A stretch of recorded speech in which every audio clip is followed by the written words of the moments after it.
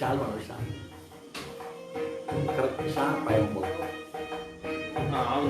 ഒരു 30 സെക്കൻഡ്.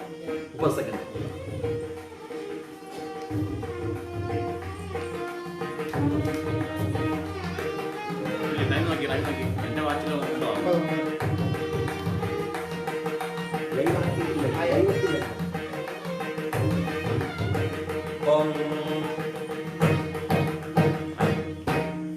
ചൈതന്യരൂപം അമൃതസ്വരൂപം സദാനുഗ്രഹ ഭാഗവതം മനുഷ്യരൂപേഷു കൃഷ്ണസ്വരൂപം നമാമി മടിയോർവാഴും തിരുമേനിപദം.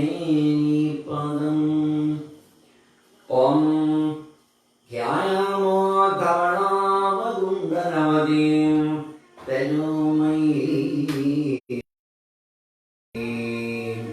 ശിഖാഭംഗവിലോകിനീം ഭഗവതീം മന്ദസ്മിത ശ്രീമുഖീം വാത്സല്യാമൃതവർഷിണീം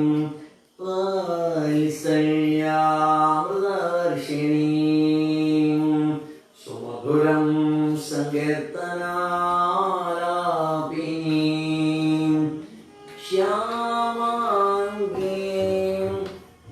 ശ്യാമാംഗീം മധുസിക്തസൂക്തിം ശ്രീം അമൃതാനന്ദപികാം ഈശ്വരീം. ഓം ഗം ഗണപതയേ നമഃ. ഓം സം സരസ്വത്യേ നമഃ. ഓം നമോ ഭഗവതേ വാസുദേവായ. ഓം നമോ നാരായണായ. ഓം ഹ്രീം നമഃ ശിവായ. ഓം ഐം ഹ്രീം ക്ലീം ചാമുണ്ഡായൈ വിച്ചൈ നമഃ. ഗുരുർബ്രഹ്മ ഗുരുർവിഷ്ണു ഗുരുർദേവോ മഹേശ്വര. ഗുരു സാക്ഷാൽ പരബ്രഹ്മം തസ്മൈ ശ്രീ ഗുരവേ നമഃ. അജ്ഞാനതിമിരാന്ധസ്യ ചക്ഷുരുന്മീലിതം യേന തസ്മൈ ശ്രീ ഗുരവേ നമഃ. അഖണ്ഡമണ്ഡലാകാരം വ്യാപ്തം യേന ചരാചരം തത്പദം ദർശിതം യേന തസ്മൈ ശ്രീ ഗുരവേ നമഃ. അരുണാരുണകൈവാല കരുണാകരിതാത്മനേ നരാനുഗ്രഹരൂപായ ഗുരവേ കുസുമാഞ്ജലി. ഓം സഹനാവതു സഹനോ ഭുനക്തു സഹ വീര്യം കരവാവഹൈ. തേജസ്വിനാവതീതമസ്തു മാ വിദ്വിഷാവഹൈ. ഓം ശാന്തി ശാന്തി ശാന്തി.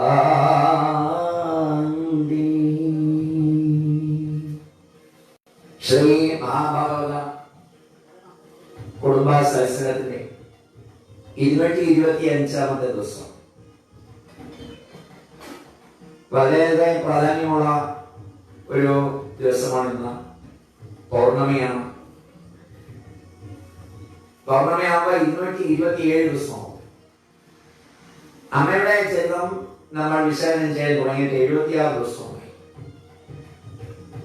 തുലാവർഷം എന്ന് പറയുന്ന തുലാം കർത്തവ കഴിയുമ്പോൾ വർഷം തുടങ്ങുന്നതാണ് പണ്ടത്തെ നിയമം. ഇന്ന് തുലാം 15, ഇടവപ്പാതി എന്നൊക്കെ പറയുന്ന പോലെ തുലാം 15 ഒക്ടോബർ 31 ശനിയാഴ്ചയാണ്. പൗർണമിയും അശ്വതിയുമാണ്. അപ്പൊ തിഥി കഴിഞ്ഞേ ഉള്ളൂ നക്ഷത്രത്തിന് പ്രാധാന്യം എന്ന ലോകത്തിന് അറിയിച്ചു കൊടുത്തത് പീഡന്മാരാണ്. നമുക്ക് ബർത്ത്ഡേ അറിയാം, പക്ഷെ ബർത്ത് തിഥി അറിയില്ല. പ്രഥമ, ദ്വിതീയ, തൃതീയ, ചതുർത്ഥി, പഞ്ചമി, ഷഷ്ടി, സപ്തമി, അഷ്ടമി, നവമി, ദശമി, ഏകാദശി, ദ്വാദശി, ത്രയോദശി, ചതുർദശി. 14 ദിവസം കഴിയുമ്പോൾ അടുത്ത ദിവസം പൗർണമി. വീണ്ടും ആവർത്തിക്കുന്നു പ്രഥമ. 14 ദിവസം കഴിയുമ്പോൾ അമാവാസ. അപ്പൊ കറുത്തപക്ഷം, വെളുത്തപക്ഷം, കൃഷ്ണപക്ഷം, ശുക്ലപക്ഷം. 14, 28, 2, 30. 2 പൗർണമിയും അമാവാസ്യയുമാണ്. അത് പൗർണമിയാണെന്ന്. നാളെ മുതൽ കറുത്തപക്ഷം ആരംഭിക്കും. ശ്രീരാമ നവമി എന്നാണ് പറയുന്നത്. ശ്രീരാമേന്ദ്രന്റെ നക്ഷത്രം പുണർതമാണ് എങ്കിലും ശ്രീരാമ നവമി എന്നാണ് പറയുന്നത്. ശ്രീകൃഷ്ണ ഭഗവാന്റെ നക്ഷത്രം രോഹിണിയാണെന്ന് എല്ലാവരും പറയാം. പക്ഷെ പറയുന്നത് അഷ്ടമി രോഹിണി. അതിന്റെ അർത്ഥം ശ്രീരാമേന്ദ്രന്റെ പേരിട്ടത് ഗുരു വസിഷ്ഠനാണ്. ശ്രീകൃഷ്ണ ഭഗവാന്റെ പേരിട്ടത് ഗുരു ഗർഗമ്യാണ്. അവർ പറഞ്ഞു കൊടുക്കും മാതാപിതാക്കൾക്ക് ഈ കുട്ടികളുടെ തിഥി നോക്കണം, നക്ഷത്രം നോക്കണം, മറ്റ് വലിയ പ്രാധാന്യമുള്ളത് ജനിച്ച ദിവസം നോക്കണം. തിങ്കളാഴ്ചയാണോ, ചൊവ്വാഴ്ചയാണോ, ബുധനാഴ്ചയാണോ നോക്കണം. കാരണം ഓരോ നക്ഷത്രക്കാർക്കും ഒരു ഗ്രഹമുണ്ട്, ഓരോ ദിനത്തിനും ഒരു നാഥനുണ്ട്. ഇത് പറഞ്ഞു തന്നത് നമുക്ക് ഗുരുക്കന്മാരാണ്. ഭഗവാന് പോലും ഗുരു ഉണ്ടായിരുന്നെങ്കിൽ മനുഷ്യന്റെ കാര്യം ആലോചിക്കുന്നു.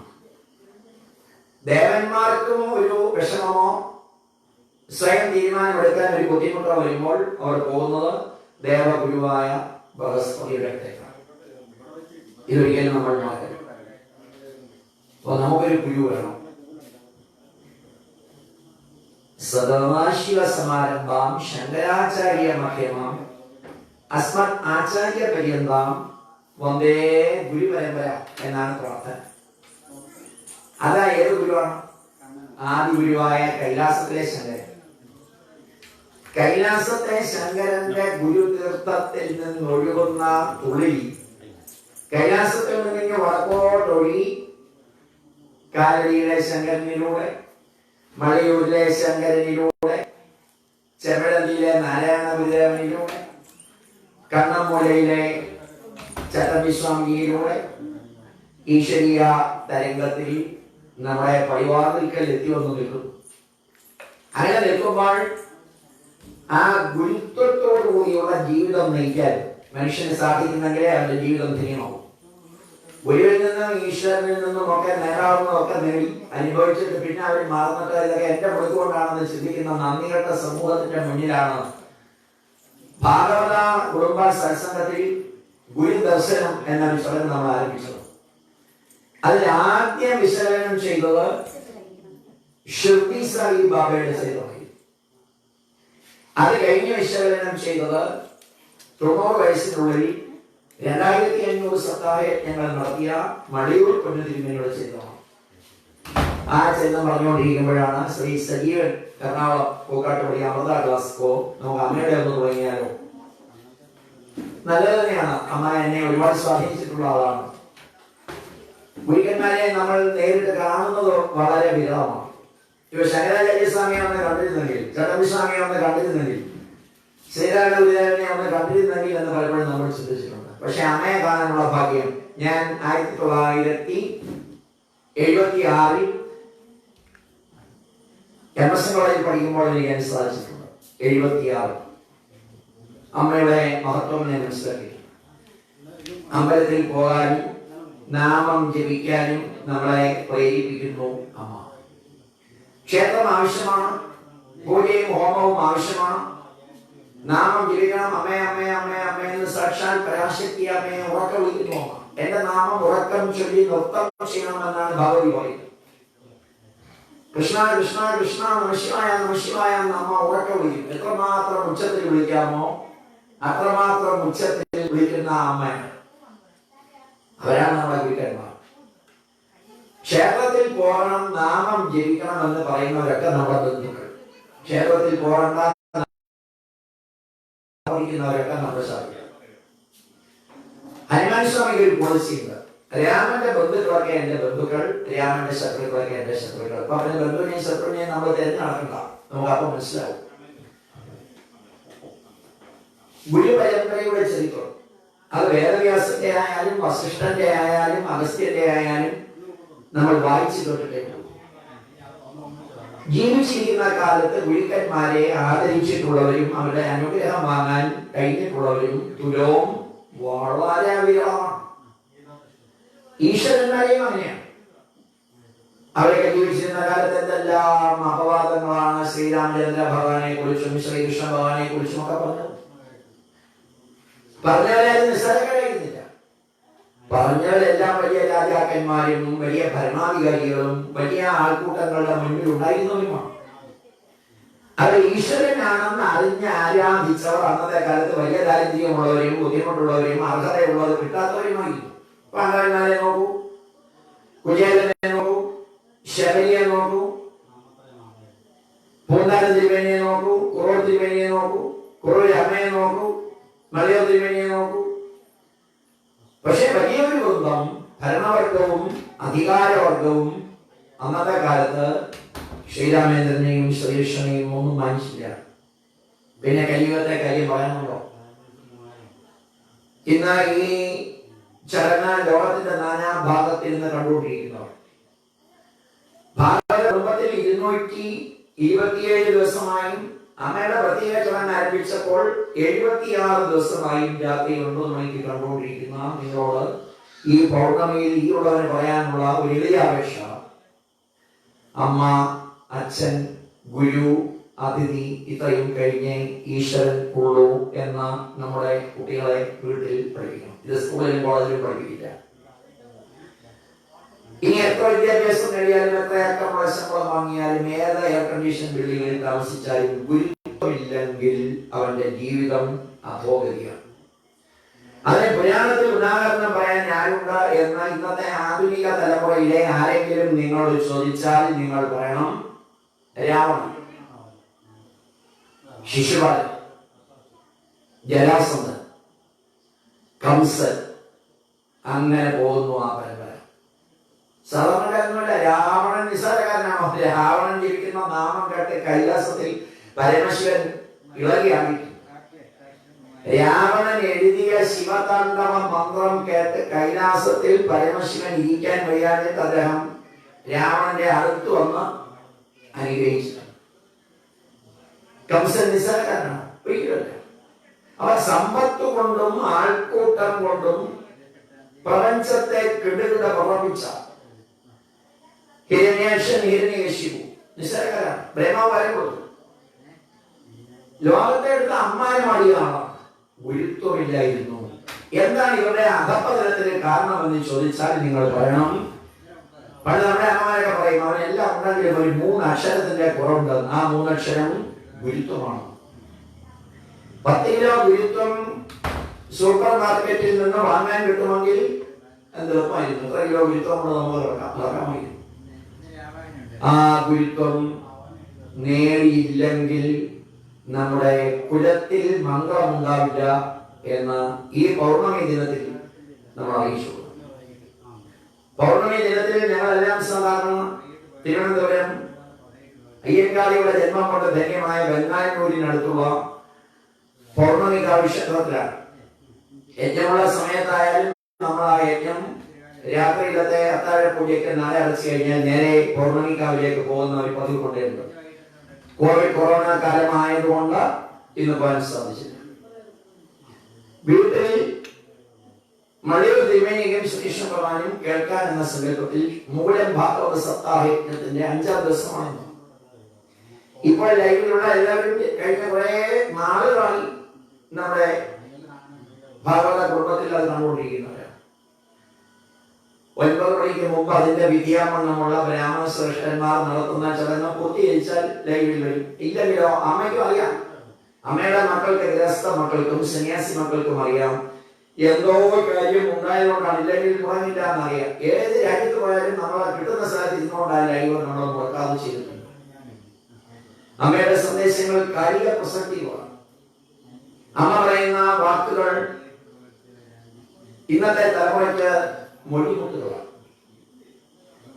അതിൽ ധ്യാനവും സമാധിയും എന്ന ഒരു അധ്യായം നമുക്ക് ഇന്ന് കേൾക്കാം. മക്കളെ, മനസ്സിനെ ഏകാഗ്രമാക്കാനുള്ള ഏറ്റവും എളുപ്പവും ശാസ്ത്രീയവുമായ ഉപായമാണ് ധ്യാനം.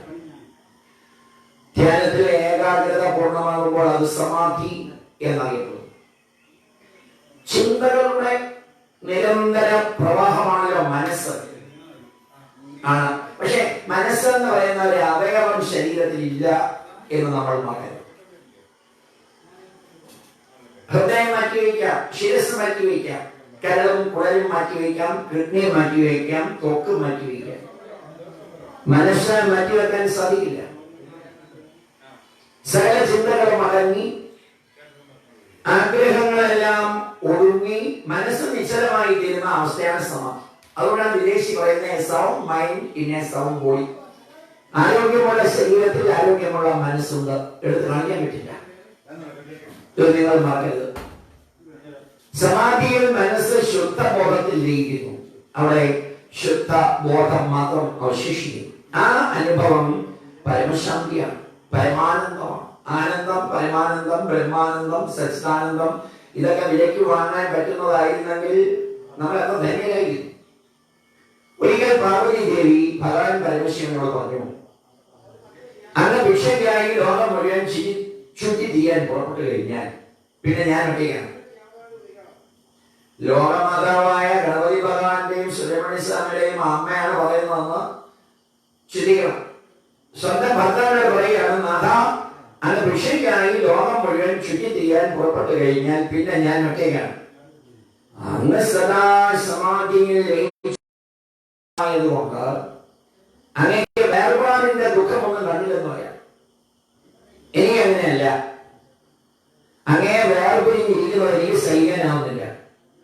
അതുകൊണ്ട് സമാധി എന്താ എന്ന് എനിക്ക് കൂടി ഉപദേശിച്ചു തരണം. അങ്ങനെയായാൽ എനിക്കും വിരഹ ദുഃഖം അനുഭവിക്കാൻ കഴിയുമല്ലോ. അങ്ങ് പോകുന്നിടത്തെല്ലാം ഭക്തജനങ്ങളുണ്ട്, അങ്ങ് പോകുന്നിടത്തെല്ലാം അങ്ങയെ കാണാൻ ആളുണ്ട്. അങ്ങ് വൈകുന്നേരം ഇവിടെ ആരുമില്ല. അമ്മ എഴുതിയിരിക്കുന്ന, ഞാൻ എന്റെ കാര്യം പറയല്ല, നിങ്ങൾ നോക്കൂ. അമ്മ എഴുതിയിരിക്കുന്ന അമൃതം ഗമയ എന്ന പുസ്തകത്തിലെ 2ാം ഭാഗത്തിലെ പുസ്തകം വളരെ നോക്കിക്കോളൂ. 81-ാം പേജാണ്. ഞാൻ എന്റെ രഹസ്യം പറയുകയല്ല, എന്റെ മനസ്സിലുണ്ടായിരുന്ന ആശയങ്ങളാണ് നേരത്തെ ഇതിന്റെ ആമുഖമായി ഞാൻ സൂചിപ്പിച്ചത്. പുസ്തകം വളരെ എടുത്തോളൂ. സുരേഷ് കുമാർ സാറിന്റെ പുസ്തകം ഉണ്ടല്ലോ, 81-ാം പേജാണ്. അങ്ങനെയായാൽ എനിക്കും ആ വിരഹ ദുഃഖം അനുഭവിക്കാതെ കഴിയാമല്ലോ. സമാധി എനിക്ക് പറഞ്ഞത്. പരമശിവൻ ദേവിയോട് പത്മാസനസ്ഥനായിരുന്ന കണ്ണുകൾ അടച്ച് ദേവിയോട് പറഞ്ഞു, ദേവി നീ ഈ വഴിയുന്നേ, നീ പത്മാസനസ്ഥയായിരിക്കും. കണ്ണുകൾ അടച്ച് മനസ്സിനെ അന്തർമുഖം. ഭർത്താവ് പറഞ്ഞ സമയത്ത് തന്നെ ഭഗവതി ധ്യാന നിമഗ്നയായി. ശ്രദ്ധിക്കണേ എല്ലാവരും. നോക്കണേ, ആ പേരുള്ളവർ നോക്കൂ. പരമശിവൻ ചോദിച്ചു, ദേവി ഇപ്പോൾ നീ എന്ത് കാണുന്നു? കണ്ണടച്ചിരിക്കണമെന്ന് ആലോചിക്കണം. ദേവി നീ ഇപ്പോൾ എന്ത് കാണുന്നു? ദേവിയുടെ മറുപടി, മഹാദേവ അങ്ങയുടെ രൂപം എന്റെ മനോനേത്രത്തിന് മുന്നിൽ കാണുന്നു. ഭഗവാൻ ആ രൂപത്തെയും കടന്നു പോകും. ഇപ്പോഴെന്ത് കാണുന്നു? ഭഗവതിയുടെ മറുപടി, ഒരു ദിവ്യപ്രകാശം. ഭഗവാൻ ദേവി ആ ദിവ്യപ്രകാശത്തിനെയും അതിക്രമിച്ചു നോക്കൂ. ഇപ്പോഴോ? നാഥ ഞാനിപ്പോൾ ഒരു നാദം മാത്രമാണ് കേൾക്കുന്നത്. ഞാനിപ്പോൾ ഒരു നാദം മാത്രമാണ് കേൾക്കുന്നത്. ദേവി ആ നാദത്തിന് അപ്പുറം പോകും. ഇപ്പോഴെന്താണ് അനുഭവം? പരമശിവൻ ചോദിച്ചപ്പോൾ ആ ചോദ്യത്തിന് ദേവിയിൽ നിന്ന് ഉത്തരമുണ്ടായില്ല. ദേവിയുടെ വ്യക്തിത്വം തന്നെ വിലയിച്ചു മറഞ്ഞുപോയി. ദേവി സാക്ഷാൽ പാർവതി ദേവി ഭഗവാൻ പരമശിവനുമായി പൂർണ്ണ ഐക്യം പ്രാപിച്ചു കഴിഞ്ഞിരുന്നു. അവിടെ ചോദ്യം കേൾക്കാനോ അവിടെ ഉത്തരം പറയാനോ ആരും ഉണ്ടായിരുന്നില്ല. മനസ്സിനും വാക്കിനും ബുദ്ധിക്കും ചിന്തയ്ക്കും എത്തിച്ചേരാനാകാത്ത തലത്തിൽ പ്രേമത്തിന്റെ പരമകാഷ്ഠയിൽ തന്റെ നാഥനുമായുള്ള നിത്യമായ അഭേദ്യമായ ഐക്യം ദേവി പ്രാപിച്ചു കഴിഞ്ഞിരുന്നു. പല വിധത്തിലുള്ള സമാധിയുണ്ട്. ധ്യാനാവസ്ഥയിൽ കുറച്ചു നേരത്തേക്ക് മനോലയം സംഭവിക്കാം. ആ അവസരത്തിൽ ആനന്ദത്തിന്റെയും ശാന്തിയുടെയും അനുഭവം ഉണ്ടാവുകയും ചെയ്യും. ഈ അവസ്ഥ അതല്ല. ഈ അവസ്ഥ സ്ഥിരമല്ല. വീണ്ടും ചിന്തകൾ പൊട്ടിവരും. അവിടെ ആ അനുഭവം അവസാനിക്കുകയും ചെയ്യും. ലോകകാര്യങ്ങളിൽ മുഴുകുമ്പോഴും നിരന്തരം സമാധി അനുഭവിക്കാൻ കഴിഞ്ഞാൽ അതിന് പറയുന്ന ഒരു പേരുണ്ട്. അതാണ് സഹജസമാധി. സഹജസമാധിയിൽ ആനന്ദം മാത്രം, വേറൊന്നുമില്ല. സുഖമോ ദുഃഖമോ ഇല്ല, ജ്ഞാനമില്ല, നീയുമില്ല. എന്നേക്കുമായി മനസ്സാത്മനിഷ്ഠമാകുന്ന ഒരവസ്ഥയാണ്. ദേശകാലങ്ങൾക്ക് അതീതമായി ഏത് സാഹചര്യമായാലും എന്തു തന്നെ ചെയ്താലും ഉറക്കത്തിൽ പോലും സമാധി അവസ്ഥയ്ക്ക് മാറ്റമുണ്ടാവുന്നില്ല എന്നാണ് അമ്മ ഈ അധ്യായത്തിൽ സൂചിപ്പിച്ചിരിക്കുന്നത്. ശുദ്ധ മുക്ത ബോധമായി സദാ നിരന്തരം മോദിക്കും.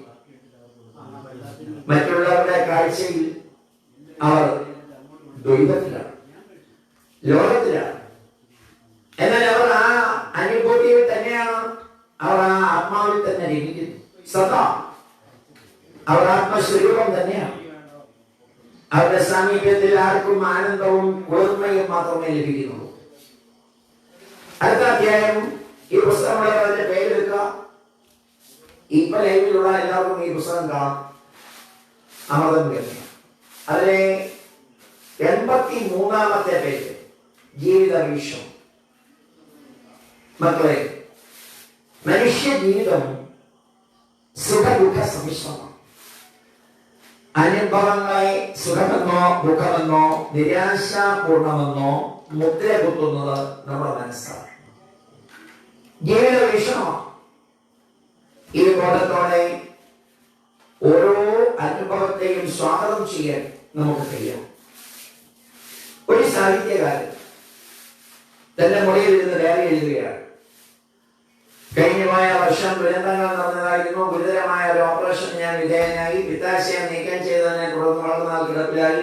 നിരവധി വിലപ്പെട്ട നാളുകളാണ് എനിക്ക് നഷ്ടപ്പെട്ടത്. 30 വർഷമായി ഞാൻ ഒരു പ്രസിദ്ധീകരണശാലയിൽ ജോലി ചെയ്യുകയായിരുന്നു. ഈ വർഷം എനിക്ക് 60 വയസ്സ് തികഞ്ഞതോടെ എനിക്ക് ഏറ്റവും പ്രിയപ്പെട്ട ആ ജോലിയിൽ നിന്ന് ഞാൻ വിരമിച്ചു. ഈ വർഷം തന്നെ എന്റെ പ്രിയപ്പെട്ട അച്ഛൻ മരണമടഞ്ഞു. അതിനെ അഗാധമായ ദുഃഖത്തിലാഴ്ത്തി. ദുരന്തങ്ങൾ പിന്നെയും എന്നെ വേട്ടയാടിക്കൊണ്ടിരിക്കുന്നു. ഇങ്ങനെയെല്ലാം ദുഃഖത്തിന്റെ ഒരു പരമ്പര. ഈ സമയം എഴുത്തുകാരന്റെ ഭാര്യ അവിടെ വന്നു. ഡയറി കുറിപ്പ് വായിച്ച അവർ മുറിയിൽ നിന്ന് ഇറങ്ങിപ്പോയി. പിന്നീട് ഒരു പേപ്പർ കൊണ്ടുവന്ന് ഭർത്താവിന്റെ മുന്നിൽ വെച്ചു. അതിൽ ഇങ്ങനെ എഴുതിയിരുന്നു. വളരെ ശ്രദ്ധിക്കേണ്ട വരികളാണ്. പിത്താശയത്തിന്റെ വേദന കാരണം ഞാൻ വർഷങ്ങളോളം കഷ്ടപ്പെട്ടു. ശ്രദ്ധിച്ചു കേൾക്കണേ. ഈ കഴിഞ്ഞ വർഷം അത് ഓപ്പറേഷൻ ചെയ്ത് മാറ്റി. എന്തോ ഒരു ആശ്വാസമായിരുന്നു. എനിക്ക് 60 വയസ്സ് തികഞ്ഞത് ഇക്കഴിഞ്ഞ വർഷമായിരുന്നു. ആരോഗ്യത്തോടെ ഇരിക്കുമ്പോൾ തന്നെ ഞാൻ ജോലിയിൽ നിന്ന് വിരമിച്ചു. ഇനിയുള്ള ദിവസങ്ങളിൽ ശാന്തമായ അന്തരീക്ഷത്തിൽ ഇരുന്ന് എഴുതുവാനായി വിനിയോഗിക്കാം. കഴിഞ്ഞ മാസം എന്റെ പ്രിയപ്പെട്ട അച്ഛൻ മരിച്ചു. അദ്ദേഹത്തിന് 95 വയസ്സായിരുന്നു. അസുഖം ബാധിച്ച് കിടപ്പിലാകാതെ ആരെയും ബുദ്ധിമുട്ടിക്കാതെയുള്ള അനായാസമായ മരണമായിരുന്നു. തീർച്ചയായും അദ്ദേഹം പുണ്യാത്മാവ് തന്നെ. ഞങ്ങളുടെ കുടുംബത്തിന്റെ മേൽ ഈശ്വരൻ അനുഗ്രഹവർഷം ചൊരിഞ്ഞ സുന്ദരമായ ഒരു വർഷമായിരുന്നു കടന്നുപോയത്. പോയ വർഷം എന്റെ മകന് ഒരു പുനർജന്മം ലഭിച്ച വർഷം കൂടിയായിരുന്നു. അപകടത്തിൽ കാർ പൂർണ്ണമായി തകർന്നെങ്കിലും മകനെ ഒരു അംഗവൈകല്യവുമില്ലാതെ ഈശ്വരൻ ഞങ്ങൾക്ക് തിരിച്ചു തന്നു. ഞങ്ങളുടെ കുടുംബത്തിന്റെ മേൽ ഈശ്വരൻ അനുഗ്രഹവർഷം ചൊരിഞ്ഞ സുന്ദര വർഷമാണ് കടന്നുപോയത്. ഭാര്യ സകലത്തിലും സന്തോഷത്തിനും കൃതജ്ഞതയ്ക്കുമുള്ള വക കണ്ടു. പക്ഷെ ഭർത്താവ് എന്ത് കണ്ടു? എപ്പോഴും ദുഃഖവും നിരാശയും മാത്രം. ഈ ദുഃഖം ഇരുന്ന് ചിന്തിക്കാതെ സുഖം നൽകിയത് ഓർത്തുപോയി. ജീവിതത്തിൽ നിരാശപ്പെടാതെ ഇതിനേക്കാൾ നിർഭാഗ്യവാന്മാർ എത്രയോ ഉണ്ട്, അതിനേക്കാൾ ഭേദപ്പെട്ട ആളാണ് ഞാൻ എന്ന് ചിന്തിച്ചുപോയി. അമ്മ എഴുതുകയാണ്, ഏതൊരു കാർമേഘ പടലത്തിലും വെള്ളി രേഖകളുണ്ട്. പക്ഷേ അവ കാണാനുള്ള കണ്ണ് നമുക്ക് ഉണ്ടായിരിക്കണമെന്ന് മാത്രം. എവിടെ ശരിയായ ജീവിത വീക്ഷണമുണ്ടോ അവിടെ സംതൃപ്തിയുണ്ട്. എവിടെ ശരിയായ വീക്ഷണമുണ്ടോ അവർക്ക് ജീവിതത്തോട് നന്ദിയുണ്ട്. ഏതിനെയും സ്വീകരിക്കാൻ അത് അമ്മയുടെ അനുഭവത്തിൽ നിന്ന് വന്നാണെന്ന് നിങ്ങൾ മനസ്സിലാക്കണം. ഏതിനെയും സ്വീകരിക്കാനുള്ള സന്നദ്ധതയുണ്ട്. സുഖം വന്നാലും ദുഃഖം വന്നാലും നിന്ദിച്ചാലും വന്ദിച്ചാലും അവരെ അത് ബാധിക്കുന്നില്ല. പ്രത്യേകിച്ച് അമ്മയെ പോലെ ഈ കലിയുഗത്തിൽ ജീവിച്ചിരിക്കുന്നവരെ വളരെ അപവാദങ്ങളും ആക്ഷേപങ്ങളും കേട്ട് വളരെയേറെ പ്രതിബന്ധങ്ങളെ തരണം ചെയ്ത് ലോകത്തെ മുഴുവൻ തന്റെ ആസ്ഥാനത്തേക്ക് കൊണ്ടുവരുവാൻ ഈശ്വരൻ നിയോഗിച്ച ജന്മമാണ് അമ്മയുടെ. 100 വർഷം കഴിയുമ്പോൾ ചരിത്രത്തിന്റെ തങ്ക ലിപികളിൽ എഴുതപ്പെട്ടിട്ടുള്ള മനോഹരമായ മനോജ്ഞമായ ജീവിതത്തിന്റെ ഉദാത്തമായ രാഗതാള ഭാവലയങ്ങളാണ് മാതാ അമൃതാനന്ദമയി ദേവി നമുക്ക് നൽകുന്നത് എന്ന് ഞാൻ മനസ്സിലാക്കിയത് വാസ്തവത്തിൽ വളരെ ബാല്യത്തിലെ അവിടെ പോയി അവിടുത്തെ പല കാര്യങ്ങളിലും പങ്കെടുക്കുകയും അമ്മയെ ഞാൻ എന്റെ 48 ഗുരുക്കന്മാരിൽ ഒരു ഗുരുവായി ഞാൻ വളരെ ബാല്യത്തിലെ സ്വീകരിച്ചെങ്കിലും അമ്മയുടെ വൈശിഷ്ട്യം ഞാൻ മനസ്സിലാക്കിയത് മള്ളിയൂർ തിരുമേനി തൃപ്പാദങ്ങൾ പറഞ്ഞപ്പോഴാണ്. അച്ഛനെ പോലെ അമ്മയെ പോലെ ത്വമേവ മാതാ ച പിതാ ത്വമേവ ത്വമേവ ബന്ധുശ്ച സഖാ ത്വമേവ ത്വമേവ വിദ്യാ ദ്രവിണം ത്വമേവ ത്വമേവ സർവം മമ ദേവദേവ എന്ന ഏത് ഈശ്വരനോടും ഏത് ഗുരുവിനോടും നമുക്ക് പറയാമെന്ന് ഈ മാത്രം തെളിയിക്കുന്നു. ഗുരു നമുക്ക് അമ്മയും അച്ഛനുമാണ്. അച്ഛനായി മലയത്തിൽ ഇരിക്കുമ്പോൾ അമ്മയായി അമ്മയുടെ ഇങ്ങനെ ഭാരതീയ സാംസ്കാരിക ഗുരുത്വ പൈതൃകത്തിൽ നമ്മുടെ മനസ്സാകുന്ന ക്ഷേത്രത്തിൽ പ്രതിഷ്ഠിച്ചു വയ്ക്കേണ്ടുന്ന അനവധി ഗുരുക്കന്മാരുടെ പട്ടികയിൽ ഒരു ഗുരുവിനെയും നമ്മൾ നിന്ദിക്കരുത്. അതിനാണ് പണ്ട് പറയുന്നത് വന്നിച്ചില്ലെങ്കിലും നിന്ദിക്കരുത്. വന്നിച്ചവരൊക്കെ വലുതായി, നിന്ദിച്ചവരൊക്കെ നശിച്ചു പോയി. പുരാണത്തിൽ അധികാരവും സമ്പത്തും ആർഭാടവും ധാരാളമുള്ളപ്പോൾ ഗുരുവിനെ നിന്ദിച്ചവരെയും ഈശ്വരനെ നിന്ദിച്ചവരെയും നമുക്ക് പഠിക്കാൻ സാധിക്കും ഇതിഹാസങ്ങളിലും പുരാണങ്ങളിലും. അവരാരും ഐശ്വര്യത്തിലെത്തിയില്ല. പക്ഷേ ഒന്നുമില്ലാഞ്ഞപ്പോഴും പട്ടിണി കിടന്നപ്പോഴും അപവാദങ്ങൾ സഹിച്ചും ആക്ഷേപങ്ങൾ സഹിച്ചും റൗഘോഷൻ എന്ന് ഭാഷിക്കലും ചിലർ കളിപ്പാവ എന്ന് പറയുന്നെങ്കിലും ആവോ നമുക്ക് തിരിയ എന്ന് ഉറച്ച് നാമങ്ങൾ ചൊല്ലിയവരും നശിച്ചു പോയതായി നമ്മുടെ പുരാണത്തിലും ഇതിഹാസത്തിലും വിചാരിക്കുന്നു. പിന്നെ നമ്മുടെ എല്ലാ ഈശ്വരന്മാർക്കും ഗുരു ഉണ്ടായിരുന്നു എന്ന് നമ്മൾ പറയുന്നത്. നിങ്ങൾ ആലോചിച്ച് നോക്കിയാൽ ഏത് ഗുരുക്കന്മാർക്കാണ് ഈശ്വരനില്ലാത്തത്? മഹാഗണപതിയായാലും അയ്യപ്പസ്വാമി ആയാലും ശ്രീകൃഷ്ണ ഭഗവാനായാലും ശ്രീരാമചന്ദ്ര ഭഗവാനായാലും അവരെയൊക്കെ ജീവിതത്തിൽ സ്വാധീനിച്ചിട്ടുള്ള മഹാഗുരുക്കന്മാരുടെ ചരിതം നമ്മുടെ പുരാണങ്ങളില് ഇതിഹാസങ്ങളില് നിറഞ്ഞ് തിളങ്ങി വിളങ്ങി നിൽക്കുന്നതായി നമ്മൾ മനസ്സിലാക്കണം. ഇനി അവതാര പുരുഷനായി വന്ന ഒറ്റ കാര്യം മതി നമുക്ക് കുട്ടികളോട് പറയാൻ. രാവണനെ വധിക്കുക, ദുഷ്ടന്മാരെ ഹനിക്കുക എന്ന ഒറ്റ അവതാര ഉദ്ദേശത്തോടെ വന്ന ശ്രീരാമചന്ദ്രന് മന്ത്രം പറഞ്ഞു കൊടുക്കാൻ ഒരു ഗുരുനാഥൻ വേണമെങ്കിൽ ഗുരുവിന്റെ പദവി എവിടെ നിൽക്കുന്നു എന്ന് ഇനിയും നമ്മൾ അറിഞ്ഞില്ലെങ്കിൽ അത് നമ്മുടെ ഈ നൂറ്റാണ്ടിലെ ഏറ്റവും വലിയ പോരാടി. 8 മാസമായി രോഗബാധിതരാകാതിരിക്കാൻ നിയമങ്ങളെ അനുസരിക്കുന്ന മനുഷ്യൻ ഇപ്പോൾ ജീവിച്ചിരിക്കുന്ന ഈ നൂറ്റാണ്ടിലെ ഏറ്റവും വലിയ അസംബന്ധമല്ലേ ഗുരുവിനെ കുറിച്ച് നമ്മൾ പഠിച്ചില്ലെങ്കിൽ? ഇത്രയും സമയം കെട്ടിയിട്ട് മാറുന്നത് ഒന്നോ വായിക്കുകയോ കേൾക്കുകയോ ചെയ്തില്ലെന്നല്ലേ ഈശ്വരൻ ധരിക്കൂ. രാവണൻ നമ്മൾ യുദ്ധം ചെയ്യുന്ന സമയത്ത് രാവണന്റെ പ്രധാന ശത്രുവായി ഒരിക്കലും ഇത്രയേറെ ദിവസം യുദ്ധം തുടരണമെന്ന് ചിന്തിച്ചിരുന്നതേ ഇല്ല എന്ന ഭാവത്തിൽ നിൽക്കുന്ന ശ്രീരാമചന്ദ്രന്റെ കാലുകൾ കുഴഞ്ഞപ്പോൾ, കൈകൾ പതറിയപ്പോൾ, വിറച്ചപ്പോൾ, മനസ്സ് ചഞ്ചലപ്പെട്ടപ്പോൾ ഭഗവാന്റെ മുന്നിലേക്ക് എന്തിന് അഗസ്ത്യൻ എന്ന് പറയുന്ന അങ്കുഷ്ടതുല്യനായ മുനി വന്ന് രാവണനെ കൊല്ലാനുള്ള സൂര്യന്റെ മന്ത്രം പറഞ്ഞു കൊടുത്തു എന്ന് മാത്രം നമ്മൾ ചിന്തിച്ചാൽ പോയി. നാളെ സൂര്യന്റെ ദിവസവും കൂടിയാണ്. ആദിത്യ ഹൃദയം മന്ത്രം. ഓം സന്താപനാശകരായ നമോ നമഃ, അന്ധകാരാന്തകരായ നമോ നമഃ, ചിന്താമണേ ചിദാനന്ദായ തേ നമഃ, നീഹാരനാശകരായ നമോ നമഃ, മോഹവിനാശകരായ നമോ നമഃ, ശാന്തായ രൗദ്രായ സൗമ്യായ ഘോരായ കാന്തിമതാ കാന്തിരൂപായ തേ നമഃ, സ്ഥാവരജംഗമാചാര്യായ തേ നമോ, ദേവായ വിശ്വൈക സാക്ഷിണേ തേ നമഃ, സകപ്രധാനായ തത്വായ തേ നമഃ, സത്യസ്വരൂപായ നിത്യം നമോ നമഃ. ഭഗവാൻ മഹാവിഷ്ണുവിന്റെ അവതാരമാണ് മത്സ്യ, കൂർമ്മ, വരാഹ, നരസിംഹ, വാമന, പരശുരാമ, ശ്രീരാമ. ഏഴാമത്തെ അവതാരം ജനിച്ചതോ അശ്വതി, ഭരണി, കാർത്തിക, രോഹിണി, മകേരം, തിരുവാതിര, പുണർത നക്ഷത്രത്തിലാണ്. രാവണനെ കൊല്ലുന്ന ദൗത്യം മാത്രമേ അദ്ദേഹത്തിന്റെ അവതാര നിയോഗത്തിനുള്ളൂ. അവതാരം എന്ന വാക്കിന്റെ അർത്ഥം കമ്മിങ് ഡൗൺ എന്നാണ്, താഴോട്ടിറങ്ങി വന്നത്. മാനത്തിന് ലക്ഷണത്തിന് താഴെ അവലക്ഷണം. താരങ്ങളെ പോലെ അത്യുന്നതങ്ങളിൽ കത്തിജ്വലിക്കുന്ന വ്യക്തിത്വങ്ങൾ താഴേക്ക് ഇറങ്ങി വന്ന് മനുഷ്യന്റെ ജീവിതചര്യ എന്താണെന്ന് നമുക്ക് കാണിച്ചു തരുന്നു, ജീവിച്ച് കാണിച്ചു തരുന്നു. ഞാൻ ഈ പറയുന്ന പോലെ പറഞ്ഞോണ്ടല്ല, തിയറി അല്ല, പ്രാക്ടിക്കലായി.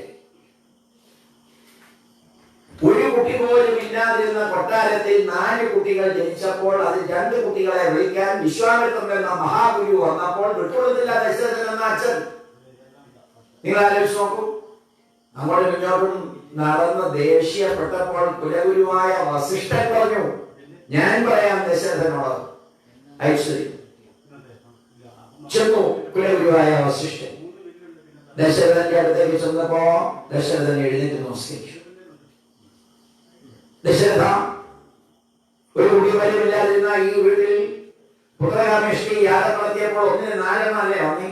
അതിൽ 2 കുട്ടികളെ വിളിക്കാൻ വന്ന് നിൽക്കുന്നത് ആരാണ്? സാധാരണക്കാരനല്ല, വിശ്വാമിത്രൻ. കുട്ടികളായിരിക്കും.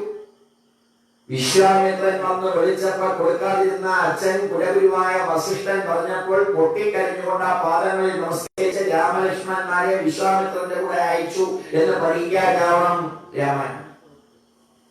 അല്ലാതെ എല്ലാ കൊല്ലവും രാമായണം വായിച്ചിട്ട് മടക്കി വെച്ചോണ്ട് എന്താ പറയാനോ? എന്നാ പിന്നെ ഏറ്റവും വലിയ അറിവും വിദ്യാഭ്യാസവും നാട്ടിലെ ലൈബ്രറിക്ക് കിട്ടുന്നില്ല.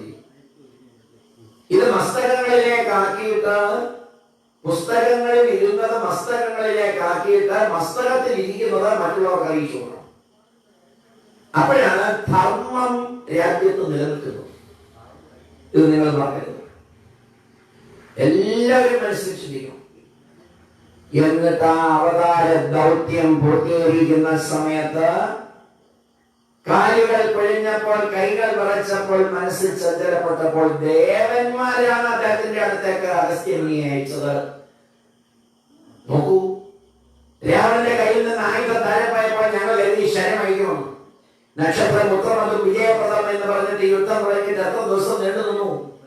രാവണന്റെ ഒരു തലയ്ക്ക് നേരെ അമ്പയ്ക്കുമ്പോൾ 100 തലകൾ മുളയ്ക്കും. 100 തലയ്ക്കൂടെ അമ്പയ്ക്കാരും 10 തലയ്ക്ക് കുറവൊന്നുമില്ല.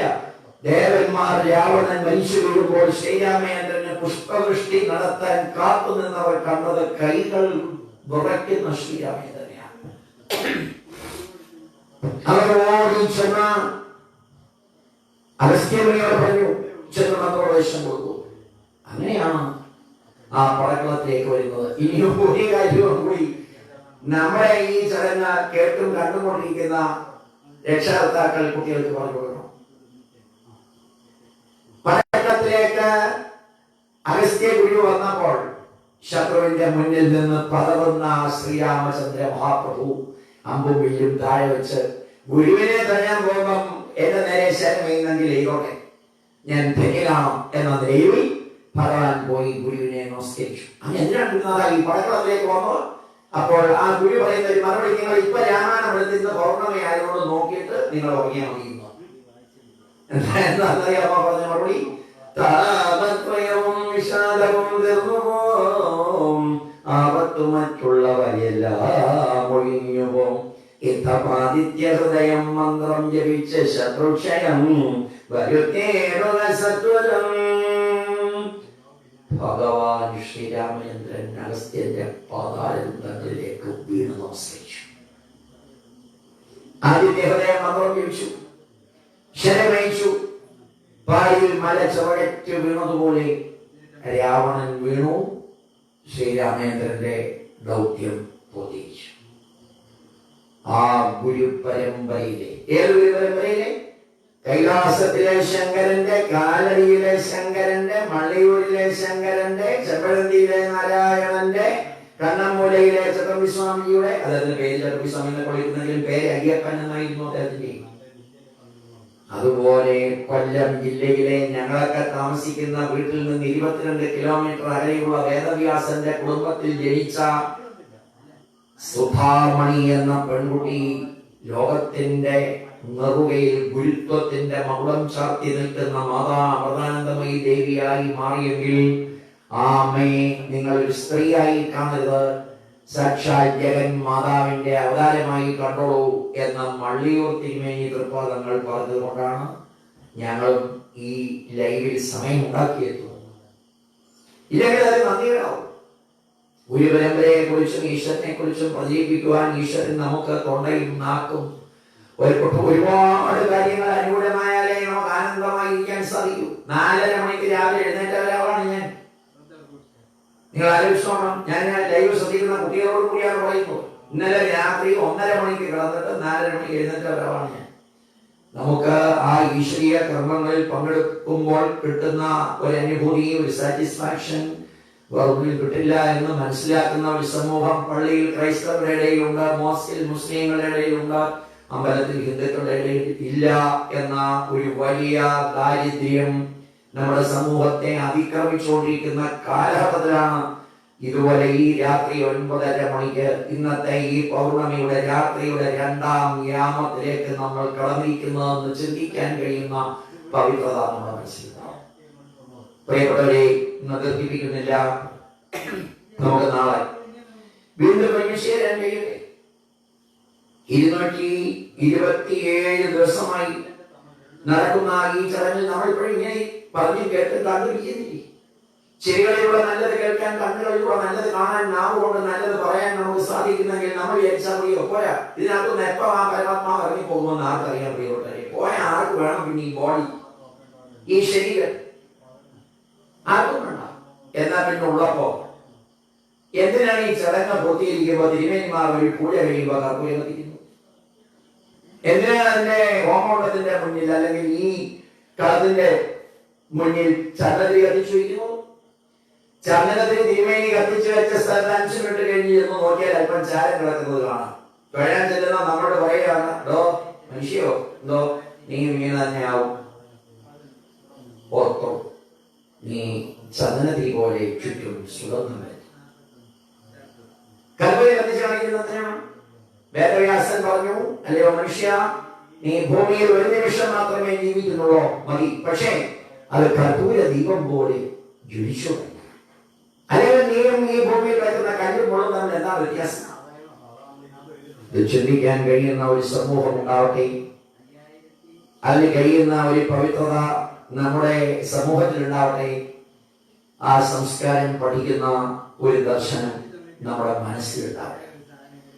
നമ്മുടെ സച്ചിന്തകളാകുന്ന മനസ്സാകുന്ന പാഠത്തിൽ ഈ ഗുരുത്വത്തിന്റെ വിത്തുകൾ നമുക്ക് വാരി വിതറാം.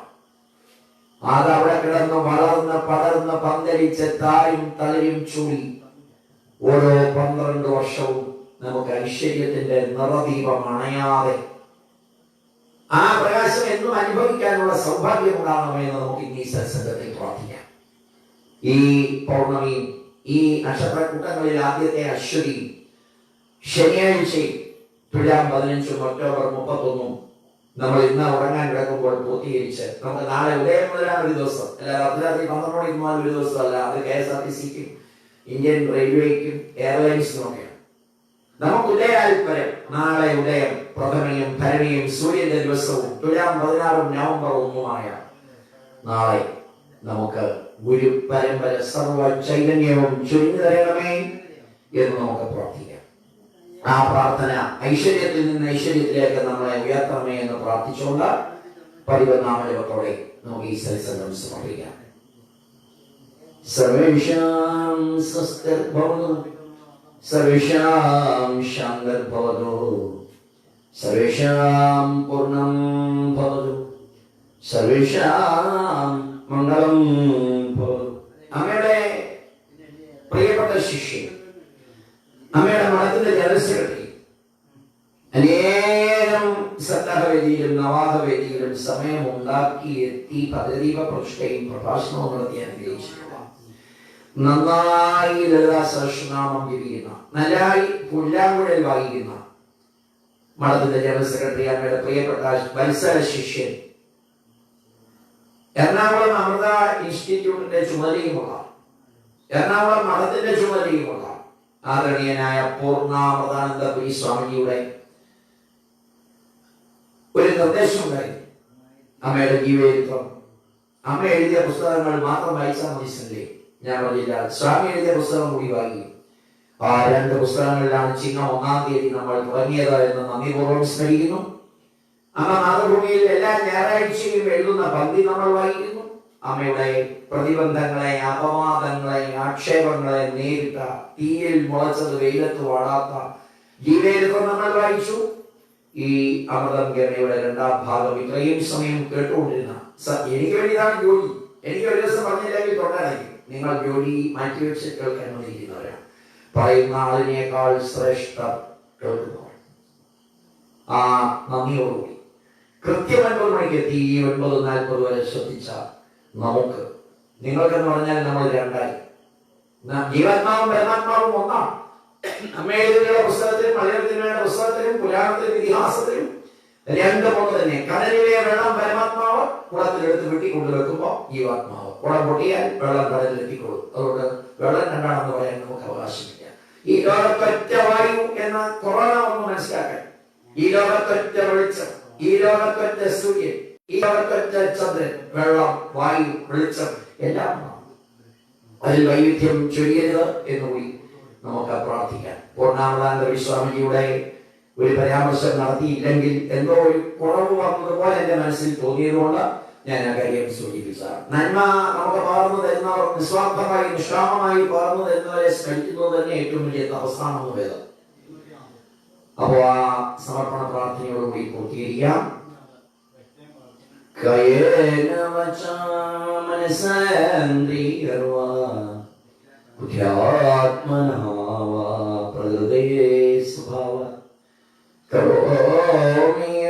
സകലം വരസ്മൈ ശ്രീലക്ഷ്മീ നാരായണായേതി സമർപ്പയാമി, ശ്രീ സീതാരാമചന്ദ്രായേതി സമർപ്പയാമി, ശ്രീ പാർവതീ മഹാദേവായേതി സമർപ്പയാമി. സർവം സർവം സർവം ശ്രീ അമ്മ അമൃതാനന്ദമയി പാദങ്ങളി സമർപ്പയാമി. സർവം സർവം സർവം സർവം സർവം ശ്രീ മള്ളിയൂർ പൊന്നു തിരുമേനി പാദങ്ങളെ സമർപ്പയാമി. ഓ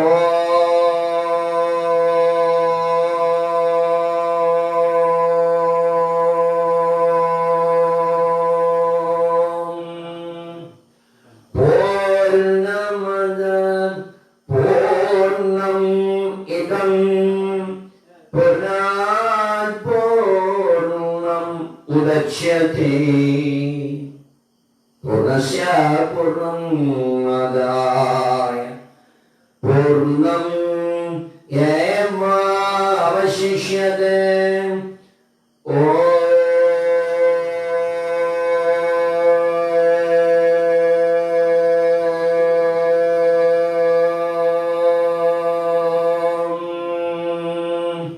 ശാന്തി ശാന്തി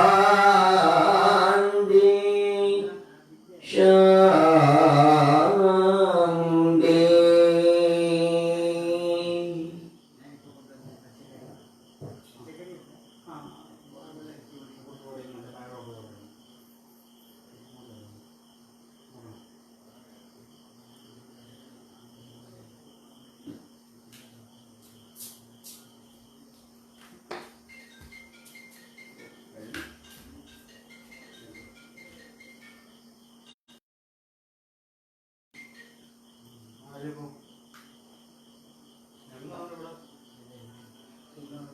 ഇദ്ദേഹത്തിനടുത്ത് വീട്ടിലുള്ള പൂജ എടുത്ത് ഇറങ്ങാൻ പോവാ കഴിഞ്ഞല്ലേ